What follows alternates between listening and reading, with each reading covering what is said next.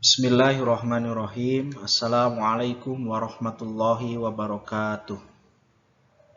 Alhamdulillahirabbil alamin wa bihi nasta'inuhu ala umuri dunya waddin. Assalatu wassalamu ala asrofil anbiya'i wal mursalin wa ala alihi wa sahbihi ajmain wa man tabi'ahum bi ihsanin ila yaumiddin. Wa qala Allahu fil Qur'anil azim, a'udzu billahi minasyaitonir rajim. Bismillahirrahmanirrahim.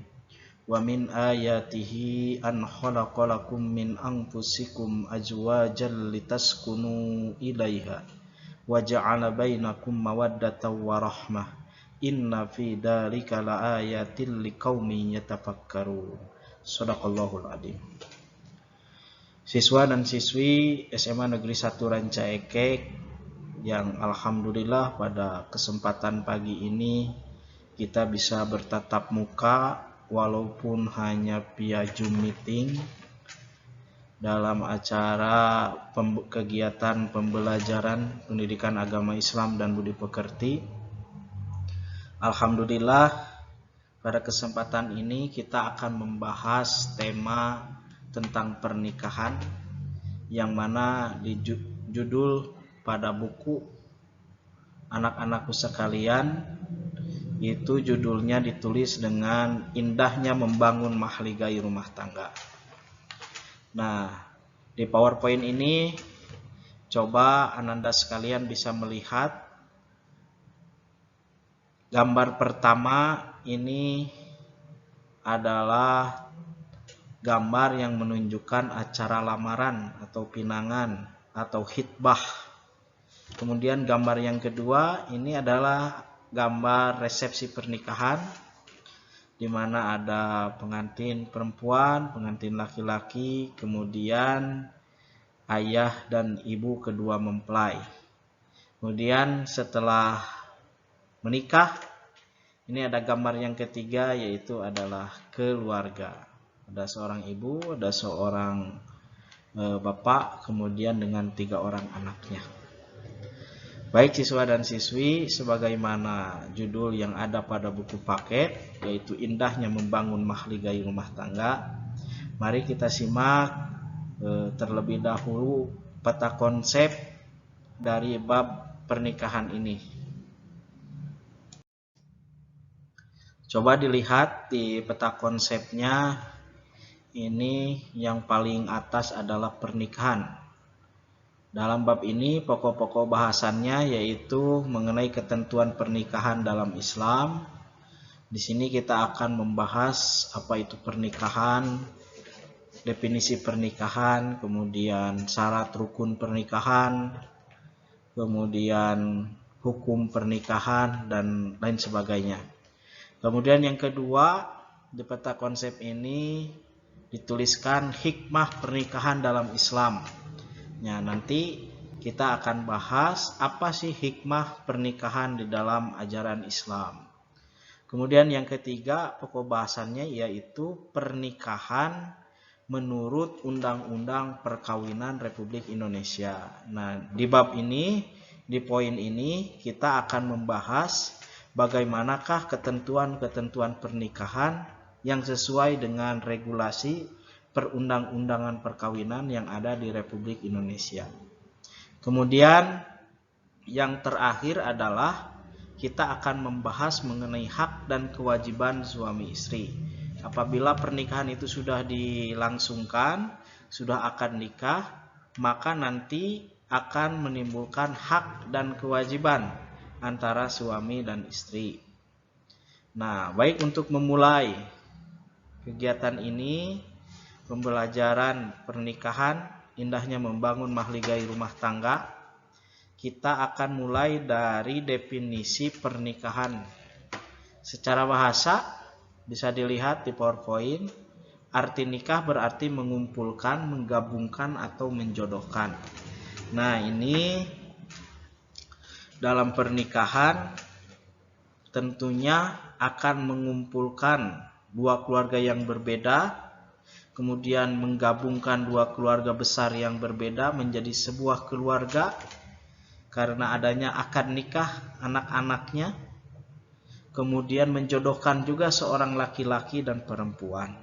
Jadi secara bahasa, terjemahan bebas nikah itu adalah menggabungkan, menjodohkan, dan mengumpulkan dua keluarga. Kemudian silakan bisa dilihat di slide berikutnya. Ini adalah dalil pernikahan. Banyak sebetulnya dalil pernikahan dalam Al-Quran. Ini saya tampilkan satu saja, yaitu Quran surat Ar-Rum ayat 21. Wa min ayatihi an khalaqalakum min anfusikum azwaja litaskunu ilaiha wa ja'ala bainakum mawaddatan wa rahmah inna fi dzalika laayatil liqaumin yatafakkarun. Dan di antara tanda-tanda kebesaran Allah, an khalaqalakum, Allah menciptakan di antara kalian pasangan-pasangan min anfusikum, dari jenismu sendiri, azwajan, pasangan atau jodoh-jodoh, litaskunu ilaiha, supaya kamu merasa tentram, wa ja'ala bainakum mawaddatan wa rahmah, kemudian Allah menjadikan di antara suami istri itu mawaddatan wa rahmah, rasa kasih dan sayang. Inna fi dzalika, sesungguhnya dalam demikian itu, la ayatil liqaumin yatafakkarun, terdapat tanda-tanda kebesaran Allah bagi orang-orang yang berpikir. Nah, anak-anakku sekalian, dalam Quran surat Ar-Rum ayat 21 ini menunjukkan bahwasanya tujuan pernikahan itu diantaranya adalah litaskunu ilaiha, supaya kita itu merasa tentram jiwanya, tenang hidupnya. Ini mungkin salah satu tujuan dari pernikahan di dalam Islam nanti yang akan kita bahas di depan ya. Selanjutnya, ini ada dalil pernikahan, ini ada hadis tentang pernikahan yang diriwayatkan oleh Al-Bukhari, hadis riwayat Bukhari dan Muslim.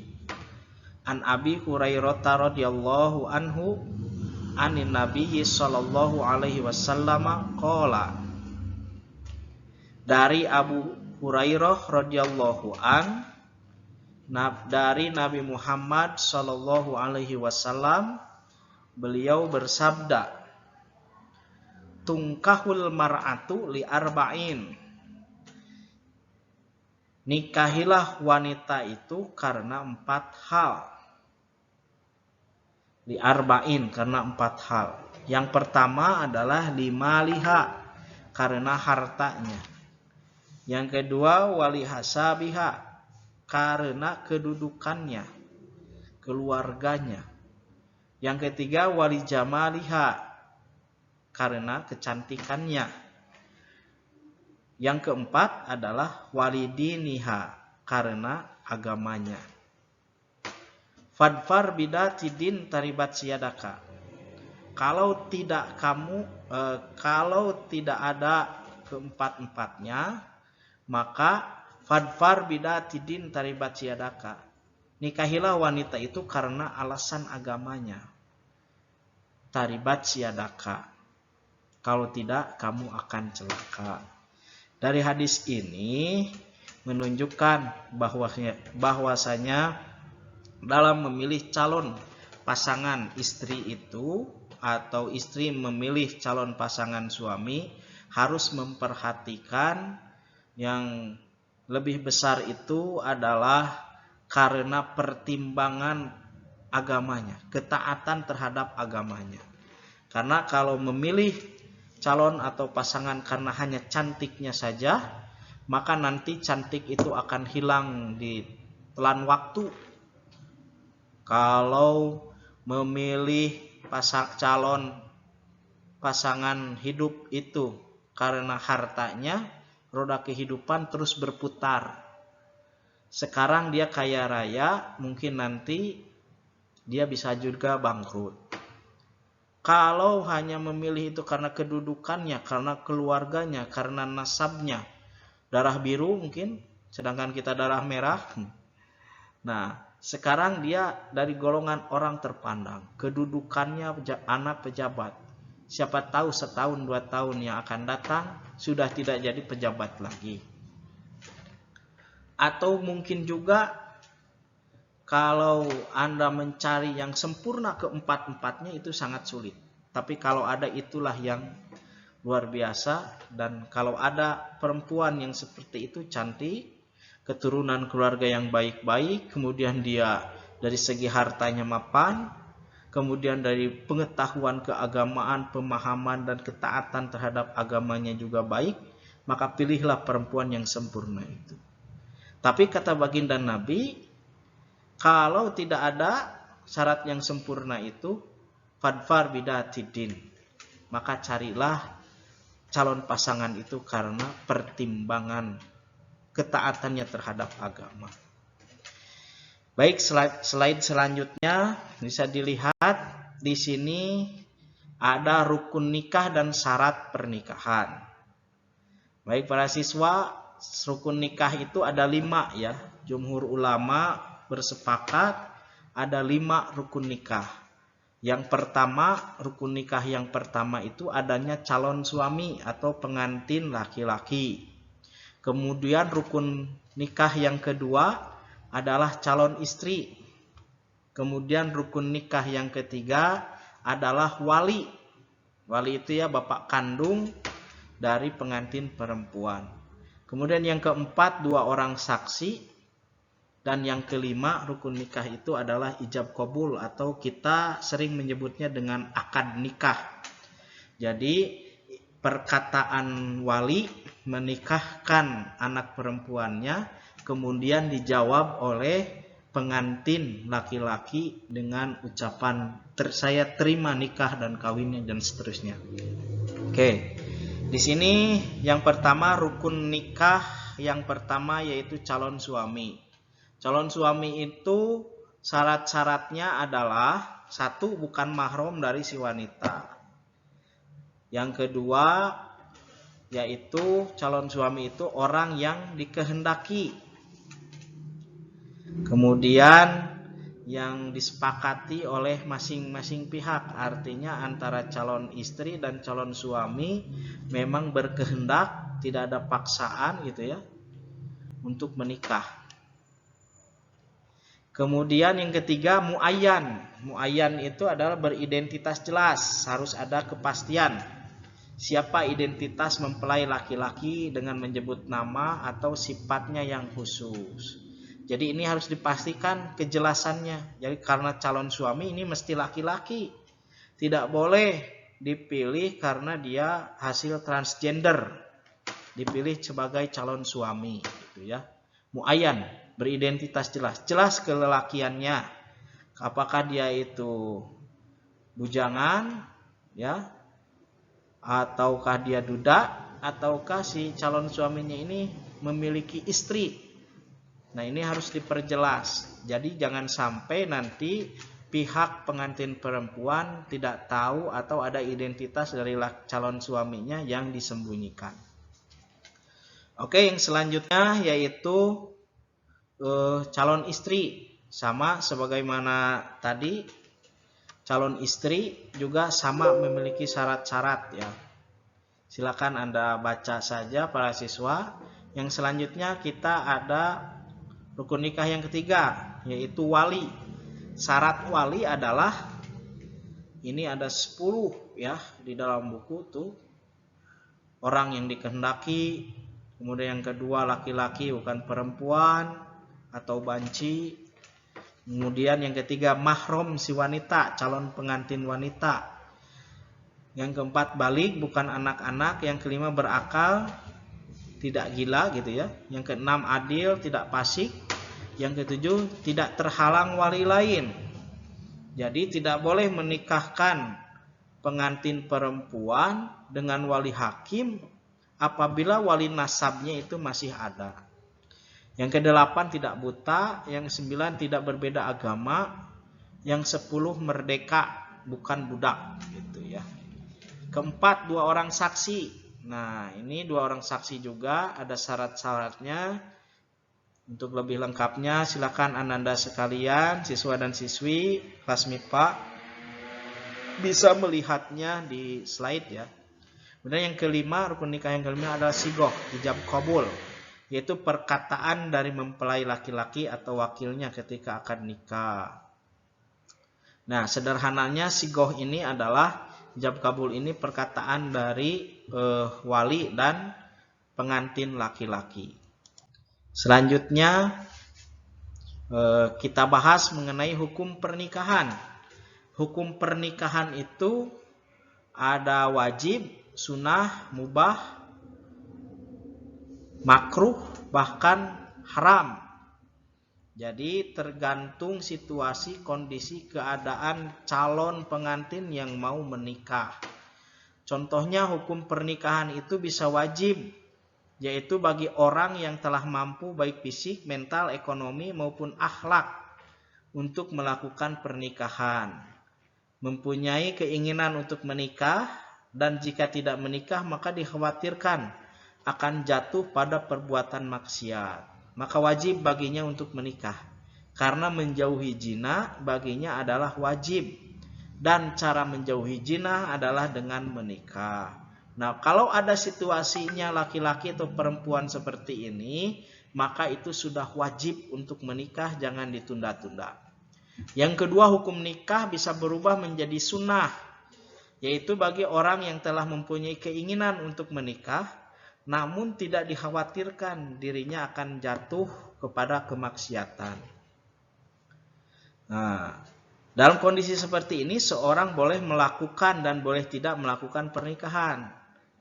Tapi melakukan pernikahan adalah lebih baik daripada mengkhususkan diri untuk beribadah sebagai bentuk sikap taat kepada Allah Subhanahu wa Ta'ala. Nah, jadi bagi orang yang sudah siap untuk menikah, sudah mampu secara finansial, kejiwaan, psikologis, kemudian ekonominya sudah mapan, begitu ya, calonnya sudah ada, tapi dia masih bisa mengendalikan diri, artinya tidak takut untuk terjerumus ke dalam kemaksiatan, maka bagi orang yang seperti ini hukum pernikahan itu menjadi sunnah. Ada juga hukum pernikahan itu menjadi mubah, yaitu bagi orang yang mampu dan aman dari fitnah, tetapi tidak membutuhkannya atau tidak memiliki syahwat sama sekali, seperti orang yang impoten atau lanjut usia. Selanjutnya, hukum pernikahan menjadi haram, yaitu bagi orang yang yakin bahwa dirinya tidak akan mampu melaksanakan kewajiban-kewajiban pernikahan. Nah, ini kalau sudah diketahui dia tidak akan mampu menafkahi, tidak akan mampu menunaikan kewajiban-kewajibannya dalam keluarga, dalam pernikahan, maka hukum pernikahan bagi orang yang seperti ini kalau dipaksakan ini menjadi haram hukum nikahnya. Kemudian yang terakhir, hukum nikah itu bisa menjadi makruh, yaitu bagi seseorang yang mampu menikah, tetapi dia khawatir akan menyakiti wanita yang akan dinikahinya, atau menzalimi hak-hak istri, dan buruknya pergaulan yang dia miliki dalam memenuhi hak-hak manusia, atau tidak minat terhadap wanita dan tidak mengharapkan keturunan. Nah, maka kalau ada orang yang seperti ini, maka hukum nikahnya itu menjadi makruh. Mungkin siswa dan siswi dicukupkan sampai di sini dulu ya. Pertemuan pertama ini membahas tentang bab nikah. Nanti kita lanjutkan di slide-slide berikutnya ya, tentang indahnya membangun mahligai rumah tangga. Nanti ini belum terbahas tujuan nikah itu dalam Islam apa, kemudian hikmah-hikmah pernikahan itu apa. Karena waktunya terbatas, Bapak cukupkan sekian dulu. Mudah-mudahan kita nanti bisa sambung kembali di pertemuan berikutnya. Ditutup dengan mengucapkan hamdalah bersama-sama. Alhamdulillahirabbil alamin. Wassalamualaikum warahmatullahi wabarakatuh.